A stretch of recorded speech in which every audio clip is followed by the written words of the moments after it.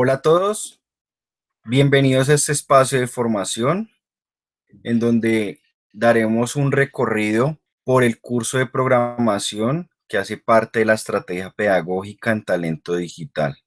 Inicialmente vamos a recorrer cómo es el proceso de registro para las personas que no estén inscritas en la plataforma. Allí les van a pedir una información muy básica, como ese es su número de documento, su tipo de documento, nombres, apellidos, correo electrónico, género. Allí en el tipo de usuario, pues ustedes van a registrar si son estudiantes, docentes, egresados o otros, ¿cierto? Dentro, si ponen la opción otros, pues allí se les abre una casillita en la cual ustedes van a poder escribir cuál es ese tipo de usuarios que ustedes son. Asimismo, tenemos una casilla en la cual vamos a escoger el departamento del cual somos, asimismo como el municipio, y cuando vamos desplegando, vamos dando respuesta a cada una de estas casillitas, pues él nos va desplegando otras. En este caso, pues también aquí escogimos que somos del municipio de Calamar del Guaviare, y allí nos despliega cuáles son las instituciones que hacen parte o que pertenecen a este municipio, ¿cierto? Le damos registrar y nos va a llegar un correo electrónico de confirmación del registro del usuario, ¿cierto? Y allí mismo nos va a llegar un link para acceder ya a la plataforma de los cursos. Como tal, esta es la plataforma a la cual vamos a ingresar, o a la interfaz de trabajo a la cual vamos a ingresar luego de que nos llegue ese correo electrónico. Pues aquí yo ya tengo mi nombre de usuario y mi contraseña. Le damos a acceder y nos vamos a encontrar con los módulos que hacen parte de la estrategia. Sin embargo, pues en este espacio vamos a trabajar lo que es el curso de programación.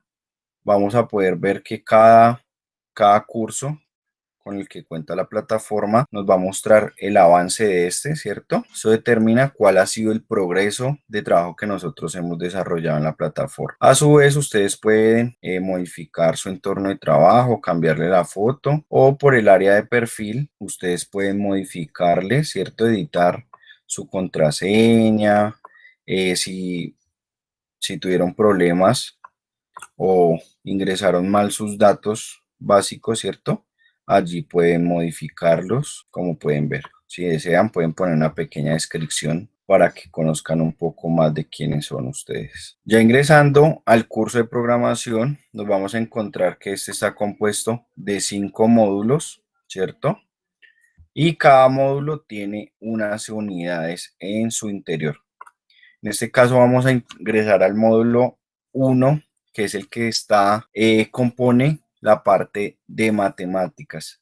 Es muy importante que ustedes interioricen cada uno de estos conceptos, dado que el área de matemáticas es un eje fundamental dentro del contexto de programación. El primer tema que tenemos dentro de este módulo es la distribución de frecuencias y diagramas. Dentro de la frecuencia Dentro de la distribución de frecuencias y diagramas nos vamos a encontrar la teoría, cómo están compuestos estos. Nos encontramos diferentes fórmulas que de pronto ustedes puedan tener en algún momento confusión, cómo está la estructura, ¿cierto? Cómo nos presentan la estructura. Sin embargo, a medida que vamos desarrollando el módulo, vamos a poder lograr entender y comprender con mayor facilidad esta información. Entonces aquí nos presenta lo que son los datos cuantitativos, los diagramas de barras y diagramas circulares, ¿cierto? Dado que tenemos que tener claridad que dependiendo de la información que vayamos a trabajar, asimismo debemos de seleccionar esa gráfica a utilizar. Acá podemos ver que con los números enteros utilizamos unos diagramas de barras, y por este lado tenemos valores porcentuales y utilizamos un gráfico circular. Esto permite que se entienda y se comprenda con mayor claridad la información que nos suministra. A su vez, encontramos en los contenidos diversas actividades, actividades que son interactivas y que nos van a permitir comprender toda la parte teórica. Acá esta actividad es una actividad interactiva en donde vamos a ingresar una serie de datos aleatorios, los cuales nos van a suministrar la información de esta tabla que vemos allí.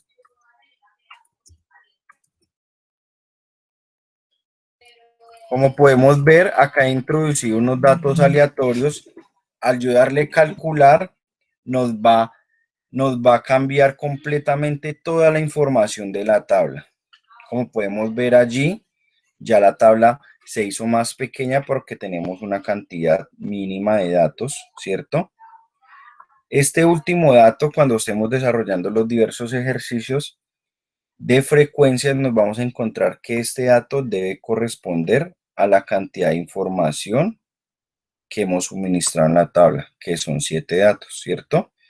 Y cada uno de estos intervalos contiene la cantidad de números o de datos que se repiten dentro de ese intervalo. En el caso del rango, el intervalo de 5 a 19, vemos que se repiten 5 veces. Dentro de ese intervalo, que es de 19 a 33, no tenemos ningún valor, ¿cierto? Vamos a introducir acá uno de forma aleatoria.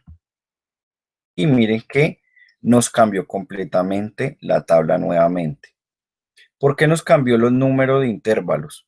Porque a medida que nosotros introducimos más números, los intervalos se nos van a hacer más amplios y la información va a ser más extensa. Entonces, aquí nos encontramos con las diferentes fórmulas, ¿cierto? Dentro de esas fórmulas, esta es la que nos permite determinar cuál es nuestro ancho de los intervalos, ¿cierto? Aquí nos dice que es 1 más el logaritmo de 3,322 y este n hace referencia al número de datos que nosotros introducimos dentro de esa información. Como lo veíamos en la tabla anterior, yo introduje 8 datos por total. Esta n así haría referencia en ese caso a esos 8 datos. Y aquí esto hace referencia ya a la amplitud de los intervalos. Desde qué número hasta qué número corresponden los intervalos que voy a utilizar en esa tabla de frecuencia. Continuando con la actividad 2, aquí nos hablan de medidas de disposición.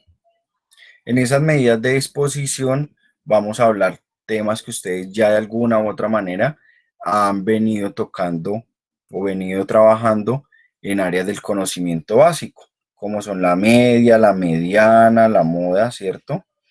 Que aunque vemos que nos plantean fórmulas complejas a la hora de ir a realizar los ejercicios, son unas estructuras muy básicas, ¿cierto?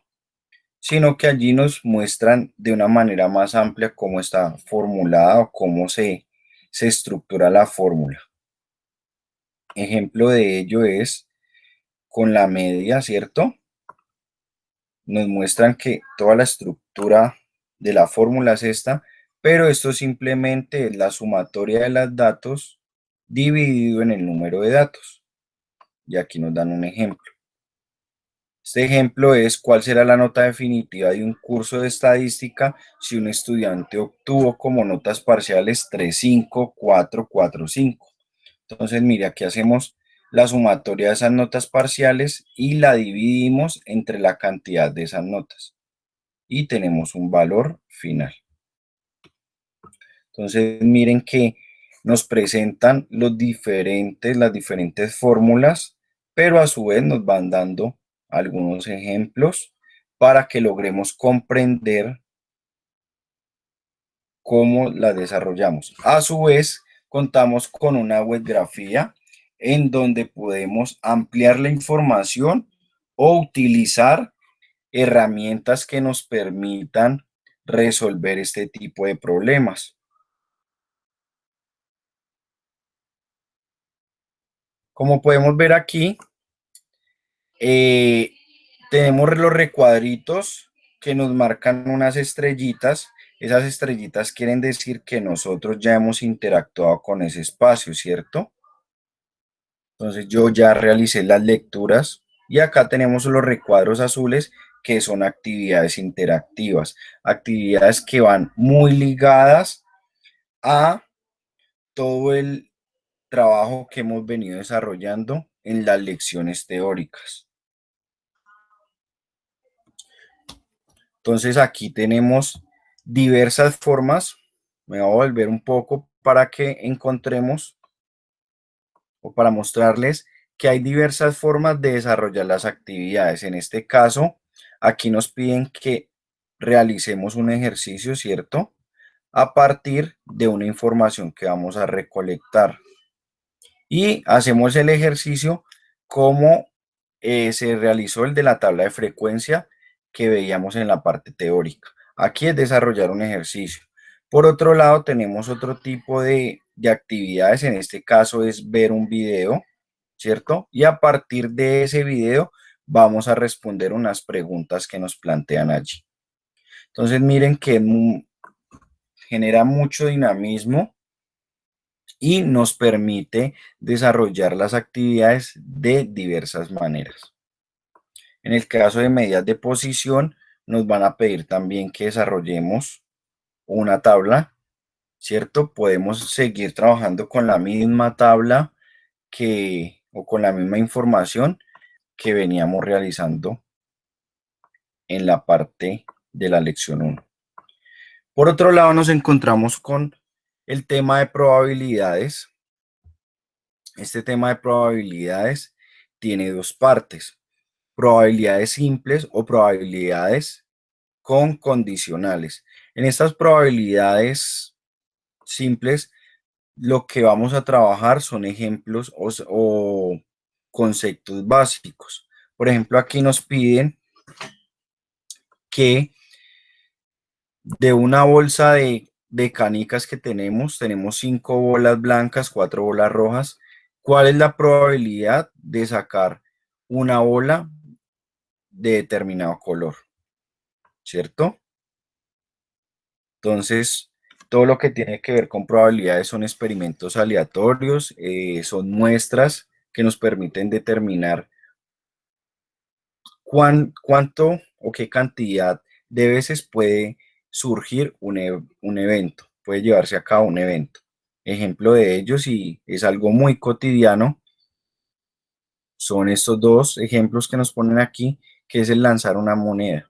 Ustedes cuando cuando juegan fútbol, cuando quieren repartir algo, utilizamos siempre la moneda, ¿cierto? Pero aquí tenemos dos probabilidades. Una probabilidad de que caiga cara o caiga sello. Esa probabilidad, llevándola a términos numéricos, sería una probabilidad de 50-50, ¿cierto? O una probabilidad de 1-2. Uno, que es la opción que caiga a determinado lado de la moneda, y dos, porque son los lados que tiene la moneda. Por otro lado, tenemos el ejemplo de un dado, ¿cierto? Allí tenemos diversas probabilidades. Nos pueden suceder varios episodios, o que caiga un número determinado, ¿cierto? Del 1 al 6, o que nos caiga un número par, o que nos caiga un número impar. Entonces miren que dependiendo los elementos que utilicemos, vamos a poder generar diversos tipos o diversas opciones de probabilidades. Entonces acá nos ponen un ejemplo con el dado, que es obtener un número para lanzar el dado. Entonces, ¿cuál es la probabilidad? Como veníamos ahorita hablando, ¿cuál es la probabilidad de sacar ese número par? Entonces vamos a ver que son ejemplos muy sencillos de realizar, y asimismo las actividades que nos ponen allí. Aquí nos van a poner, en este caso, el mismo ejercicio de los dados, pero aquí nos piden es que saquemos la probabilidad de que caiga un múltiplo, un número múltiplo de 2. Nos dan la estructura de la formulación, ¿cierto? Aquí simplemente se deben de cambiar los datos, pero orientados a que caiga el múltiplo de 2. Y aquí tenemos otra opción de desarrollar actividades. En este caso tenemos un quiz. Nos dan las mismas opciones de lo que veníamos hablando ahorita de las canicas. 3 preguntas a partir de esos ejercicios, ¿cierto? De estas muestras que nos ponen allí y lo debemos de resolver. Ya lo que tiene que ver con probabilidades con condicionales es cuando ya nos empiezan a dar opciones diferentes. Nos empiezan a poner como una especie de condicionales. Entonces, en este caso ya tenemos las mismas bolitas, ¿cierto? Las mismas canicas de 2 colores, pero a partir de ellas ya nos empiezan a determinar que algunas son lisas y otras rayadas. Entonces miren que ese rayadas ya nos genera un determinante, ya nos genera una condición adicional.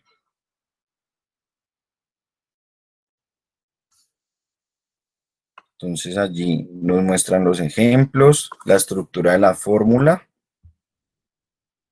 y unas actividades. Actividades en este caso, que esta es ver un video, a partir de ese video resolver unas inquietudes, resolver esas preguntas, y aquí nos ponen otra vez un quiz. Recuerden que tienen diversas opciones para responder ese quiz y obtener pues el mayor y mejor puntaje. En este caso pues son preguntas abiertas, pero van todas orientadas hacia los mismos ejemplos. Nunca se les cambia los ejercicios ni ni los ejemplos, y se busca que se genere una estructura en cadena.